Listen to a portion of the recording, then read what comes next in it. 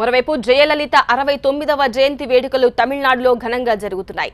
పోటాపోటీగా వేడుకలు నిర్వహిస్తున్నాయి శశికళ, పన్నీర్ సెల్వం వర్గాలు.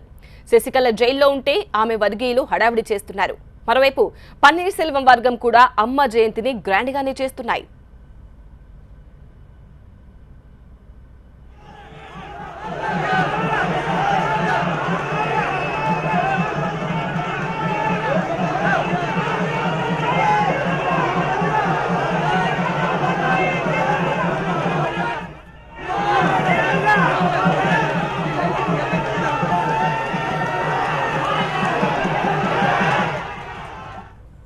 అమ్మ జయంతి రోజును తన పొలిటికల్ ఎంట్రీగా మార్చుకోబోతున్నారు జయ మేనకోడలు దీప.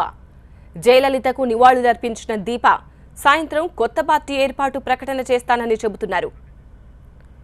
జయలలిత మరణం తర్వాత తెరపైకి వచ్చిన దీప అప్పటి నుంచి శశికళను తీవ్రంగా వ్యతిరేకిస్తున్నారు.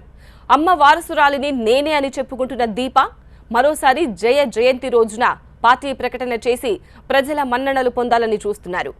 తమిళనాడులో ఉన్న రాజకీయ అస్థిరతను తనకు అనుకూలంగా మార్చుకుని అమ్మ వారసురాలిగా బలపడాలని చూస్తున్నారు. இன்று மாலை 5 மணிக்கு அதிகாரப்பூர்வமான அறிவிப்பு எங்கள் இல்லத்திலிருந்து நான் அளிக்கவிருக்கிறேன். அரசியல் பயணத்தில் தீவிர அரசியல் பயணத்தில் தொடர்ந்துள்ளேன். செல்லாது மட்டுமில்லை, மக்கள் இதை ஏற்கவே கூடாது என்பது எனது தாழ்மையான வேண்டுகோள். இவ்வளவு காலமாக மௌனம் சாதித்தவர்கள் திடீரென்று அதை கலைத்துவிட்டு ஏதேதோ புலம்புவது போல் தெரிகிறது. இதற்கு பின்னால் அரசியல் நோக்கங்கள், உள்நோக்கங்கள் இருக்கும் என்பது என்னுடைய கருத்து.